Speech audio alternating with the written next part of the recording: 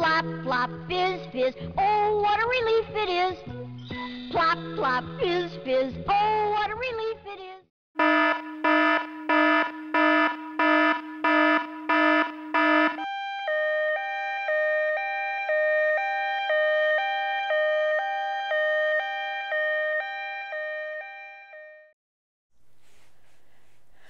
Hi guys, it's me, Gastric Bypass Barbie. Today I have a subject that's very near and dear to my heart to talk to you about.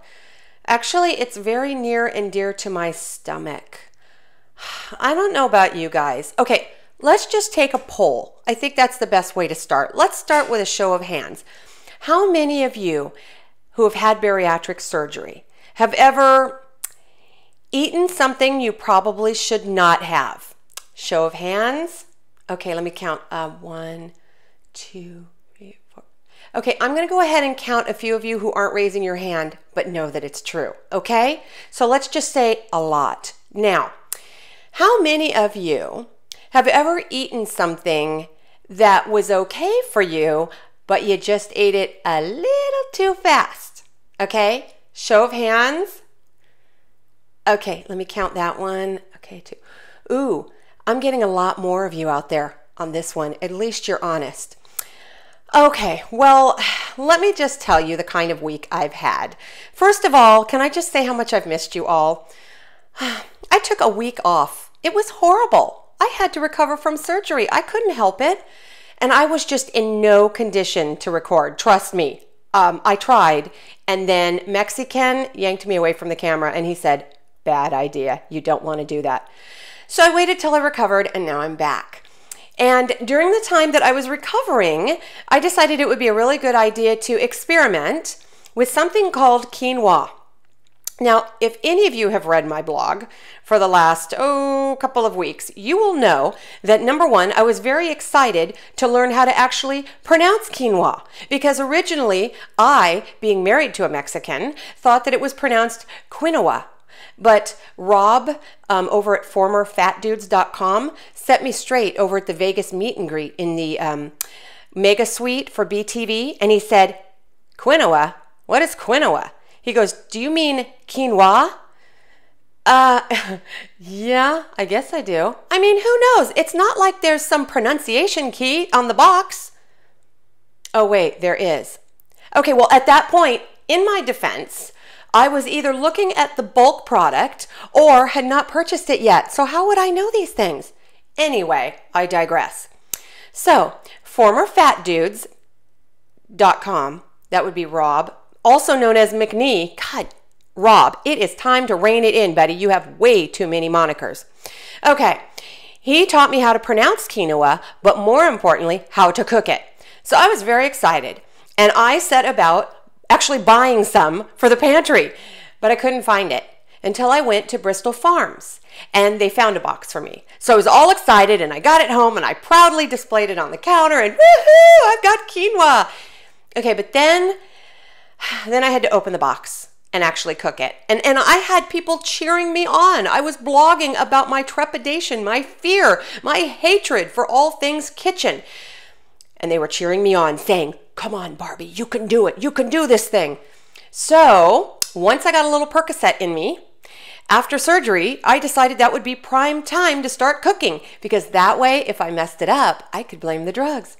Anyway, 6:30 a.m. Saturday morning, I decided to cook me up a pot and I just followed the directions and it came out stupendously. Oh my gosh, perfect. Although it does have a little stench. People talk about this. I think my friend Kristen over on Facebook, she lives in Germany.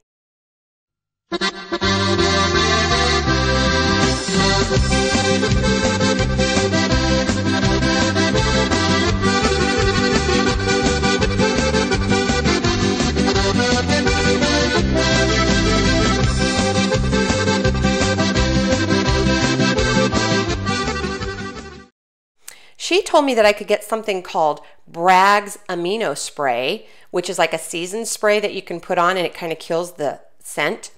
Anyway, some people wouldn't care, or you could just like plug your nose when you take a bite. Anyway, once you get past the smell, For me, again, this is just for me. Maybe other people love it, like saffron or something else.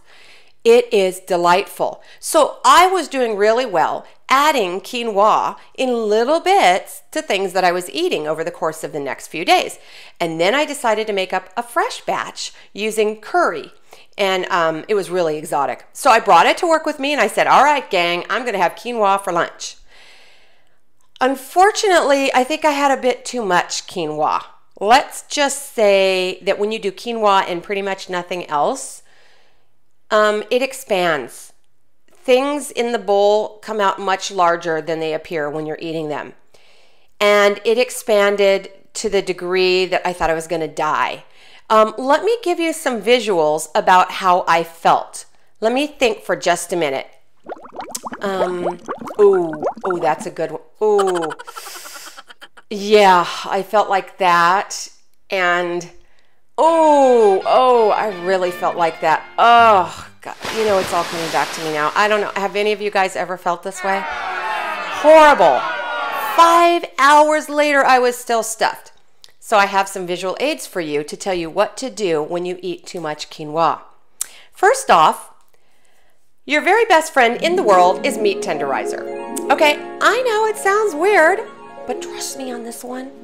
I mean, you don't want to do it every day. You don't want to become a binger and a purger and a meat tenderizer. You just don't want to do that. But a little bit, okay, make it a lot of this in a small glass of very warm water that you chug-a-lug. Trust me, it ain't going down because it's all blocked. It sort of works like a liquid plumber, like Drano, except in reverse. Instead of it going down, it comes up. I'm not going to be more graphic than that. Let's just say instant relief, okay? Instant. So, meat tenderizer. You'll want to keep this in your cabinet for emergency quinoa situations. Now, while we're on the subject of relief, because I'm a slow learner, I think it's also very important to keep these bad boys on hand. Now, these are Walgreen and Walmart and Wall everything, Wally World brand Tums. Okay, now I know we don't have stomach acid, and maybe some people would say that we don't need these anymore, but God sends, don't take them for calcium. It's just absurd. Take them when you need relief, okay? So I had to do that today, ironically. And no, it wasn't because of quinoa. It was because of, here's my visual aid. Oh my God, they were Barbie pink. I don't know what happened. I came home from my lecture and I was feeling really excited and happy and ready to record and everything, and then these were on the table. Can you see that they're open? They were already open. I didn't open them. And I ate some. These are horrible. I am blaming Mexican. This is his fault. This is not my fault. You might as well have held a gun to my head because I love sugar wafers. I love them. Even the crappy pink ones. So, people, this is my confessional. I'm just here to tell you that I am not perfect, and I have overindulged on the quinoa and the pink cream wafer cookies, and I have had to partake of the meat tenderizer, and I have had to indulge in the Tums. And that is my confession, and I'm just saying, if you can't use me as an example, look to me as a warning. Have a nice day, and may your pouch be perfectly happy. Talk to you later, guys, and I promise the next episode, way happier. Bye. You worked too hard, you ate too much, the cheesecake made you greedy. Let your aching head and stomach hear this message from old Speedy. Alka-Seltzer, plop, plop, fizz, fizz, oh, what a relief it is. Plop, plop, fizz, fizz, oh, what a relief it is. Those Speedy bubbles relieve your upset stomach and headache fast. For acid indigestion alone, Alka-Seltzer Gold. Oh, what a relief it is. What a relief.